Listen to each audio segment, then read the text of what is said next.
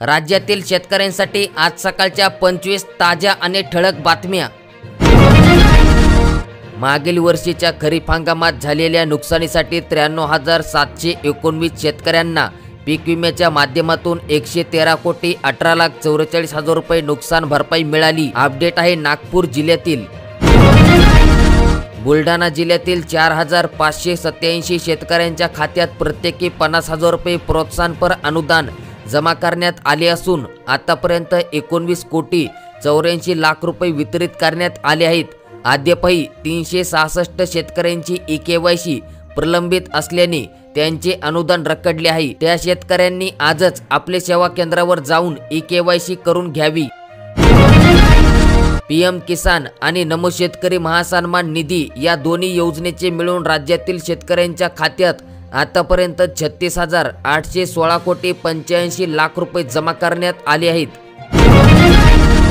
गेली 9 वर्ष शेतकरी ऊस पीक विम्यांपासून वंचित, हजारो हेक्टर पिकांचे मोठ्या प्रमाणात नुकसान। छत्रपती संभाजीनगर, जालना व बीड या तीनही जिल्ह्यात पावसाची प्रतिकूलता अजूनही कायम आहे। सोमवारी म्हणजेच की रक्षाबंधनाच्या दिवशी 19 तारखेला सकाळपर्यंतच्या 24 तासात तिन्ही जिल्ह्यातील अनेक मंडळात तुरळक हलका तर काही मंडळात मध्यम स्वरूपाचा पाऊस झाला। बीड जिल्ह्यातील आष्टी तालुक्यातील एका मंडळात अतिवृष्टी देखील झाली आहे। जून आणि जुलै महिन्यात झालेल्या अतिवृष्टीमुळे जिल्ह्यातील 1,116.81 हेक्टर क्षेत्रांवरील शेती पिकांचे नुकसान झाले। अतिवृष्टी पुरामुळे बाधित झालेले शेतीपिके, फळपिकांच्या नुकसानीचा अहवाल जिल्हाधिकारी कार्यालयाला प्राप्त झाला आहे। बाधितांना 2,15,19,949 रुपयांची मदत दिली जाणार। अपडेट आहे पुणे जिल्ह्यातील। तुमचा जिल्हा तुम्ही आम्हाला खाली नक्कीच कमेंट करा। मुख्यमंत्री माझी लाडकी बहीण योजनेतील महिलांच्या खात्यावर 17 ऑगस्टच्या आत पैसे जमा करण्याचा निर्णय राज्य सरकारने घेतला। त्यामुळे हा दिवस मुख्यमंत्री लाडकी बहीण दिन म्हणून इथून पुढे दरवर्षी साजरा केला जाणार असल्याची घोषणा मुख्यमंत्री एकनाथ शिंदे यांनी रविवारी केली। सोयाबीनला हमीभाव मिळवण्यासाठी सरकारचे धोरण आवश्यक। सोयाबीनचा भाव केंद्र सरकारच्या निर्णयावर अवलंबून सोयाबीनचा बाजारभाव चांगलाच पडला। त्यातच पुढच्या महिन्यांपासून आपलं सोयाबीन बाजारात यायला सुरुवात होईल। आपल्या शेतकऱ्यांना तर 4,000 पासून भाव मिळत आहे। नवा माल बाजारात यायला सुरुवात झाल्यानंतर दबाव वाढू शकतो, पण सरकारने मनात आणलं तर सोयाबीनला किमान हमीभाव म्हणजेच की 4,892 रुपये एवढा भाव मिळू शकतो। राज्य सरकारनेही शेतकऱ्यांना आर्थिक मदत करण्यासाठी नमो शेतकरी महासन्मान निधी योजना सुरू केली। त्याचा पहिला दुसरा हप्ता टप्प्याटप्प्याने देण्यात आला। त्यानंतर 28 फेब्रुवारीला केंद्र सरकार आणि राज्य सरकारने फेब्रुवारी महिन्यात निवडणुकी अगोदरच दोन्ही हप्ते एकदाच देण्यात आले। मात्र 5 महिन्यांपासून राज्यांच्या नमो शेतकरी महासन्मान निधी योजनेचा हप्ताच मिळाला नाही। त्यामुळे शेतकऱ्यांना नमो शेतकरी निधीची शेतकऱ्यांना ओढ लागली आहे। राज्य सरकारकडून नमो शेतकरी महासन्मान निधी योजनेचा हप्ता फेब्रुवारी नंतर मिळालेला नाही। पेरणीसाठी शेतकऱ्यांनी उसने पासणे करून कर्ज काढून पैसे घेतले आहेत। सध्या पेरणीनंतर आंतरमशागत आणि खते, कीटकनाशके फवारणीसाठी पैशांची गरज आहे। शेतकऱ्यांना नमो शेतकरी महासन्मान निधी योजनेच्या हप्त्यांची आस लागली आहे असे शेतकऱ्यांचे म्हणणे। त्यामुळे लवकरच शेतकऱ्यांच्या खात्यात हप्ता जमा करावा। तर शेतकरी मित्रांनो, अद्यापही पुढील हप्ता शेतकऱ्यांच्या खात्यात कधी जमा होईल याबद्दलची अपडेट आपल्याकडे आली नाही, परंतु याबद्दलची अपडेट आली तर सर्वात पहिले आपल्या चॅनलवर तुम्हाला अपडेट दिली जाईल। ती अपडेट पाहण्यासाठी आताच आपल्या चॅनलला तुम्ही नक्कीच सबस्क्राईब करा। राज्यात आणखीन 2 दिवस पावसाचा अंदाज। विदर्भात देखील पुढील 4 दिवस काही ठिकाणी जोरदार पावसाची शक्यता वर्तवण्यात आली।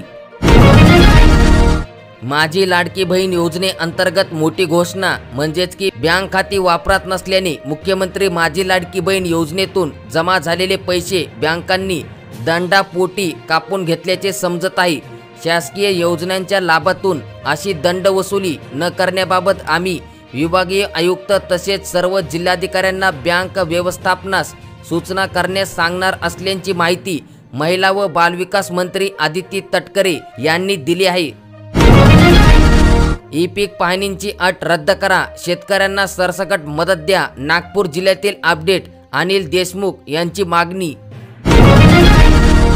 अंगणवाडीच्या लाडक्या बहिणी मंत्रालयाच्या दारात 21 ऑगस्टला मानधनासाठी करणार आंदोलन. प्रधानमंत्री विश्वकर्मा कौशल्य सन्मान योजनेचा लाभ घेण्याचे शासनाचे आव्हान. म्हणजेच की योजनेत प्रशिक्षण काळात 11,000, प्रशिक्षणानंतर 15,000 रुपये टूल किट, तर 5% व्याजदराने विनातारण 1 लाख रुपये मिळणार. आणि या योजनेअंतर्गत अधिक माहिती तुम्हाला पाहिजे असेल तर तुम्ही आपल्या चॅनलला सबस्क्राईब करा. महात्मा ज्योतिराव फुले शेतकरी कर्जमुक्ती योजनेअंतर्गत प्रोत्साहनपर लाभासाठी पात्र असलेल्या शेतकऱ्यांनी 7 सप्टेंबर पर्यंत आपले आधार प्रमाणीकरण करून घ्यावे, असे आवाहन जिल्हा उपनिबंधक यांनी केले. लाडकी बहीण योजनेअंतर्गत आणखीन एक महत्त्वाची अपडेट म्हणजेच की मराठवाड्यातून लाडकी बहीण योजनेसाठी 26 लाखाहून अधिक अर्ज आले आहेत. त्यातील 25,33,820 अर्जांना मंजुरी देण्यात आली. त्यासोबतच एकूण 53,681 अर्ज अपात्र ठरवण्यात आले. मराठवाड्यातील जालना जिल्ह्यातून सर्वाधिक म्हणजेच की 8,900 अर्ज नामंजूर करण्यात आले, अपात्र महिला ठरवण्यात आले आहेत.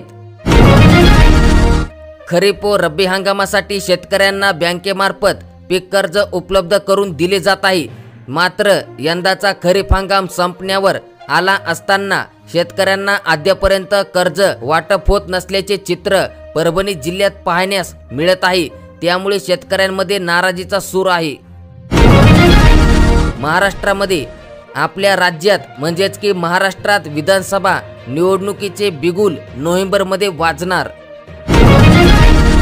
21 ऑगस्ट रोजी भारत बंद म्हणजेच की अनुसूचित जाती अनुसूचित जमातीच्या उपवर्गीकरण आणि आर्थिक निकषांसंबंधी सर्वोच्च न्यायालयाने दिलेले निर्णयाविरोधात आंबेडकरवादी चळवळीतील संघटनांनी 21 ऑगस्ट रोजी भारत बंद पुकारला आहे. विश्रांतीनंतर राज्यात पुन्हा पावसाची जोरदार बॅटिंग, हवामान विभागाने दिला इशारा. शेतकरी मित्रांनो, आज कोल्हापूर, सातारा, सांगली, सोलापूर या भागात देखील पाऊस पडेल. तसेच अहमदनगर, पुणे, नाशिक या जिल्ह्यांमध्ये पावसाची शक्यता हवामान विभागाने वर्तवलेली आहे. येत्या 4 ते 5 दिवसात मराठवाड्यात देखील पावसाची शक्यता वर्तवण्यात आली. त्यामुळे छत्रपती संभाजीनगर, जालना, परभणी, बीड, हिंगोली, लातूर, नांदेड, धाराशिव या जिल्ह्यांमध्ये देखील पावसाचा अलर्ट हवामान विभागाने दिला. काही दिवसांचा ब्रेक घेतल्यानंतर आता पाऊस पुन्हा एकदा संपूर्ण महाराष्ट्रात जोरदार कोसळण्यासाठी तयार झालेला आहे. महिलांनी बँक खाते जोडले, एका बँकेची मदत मिळाली दुसऱ्या बँकेत. आधार सीडिंग करण्यासाठी महिलांची धावाधाव.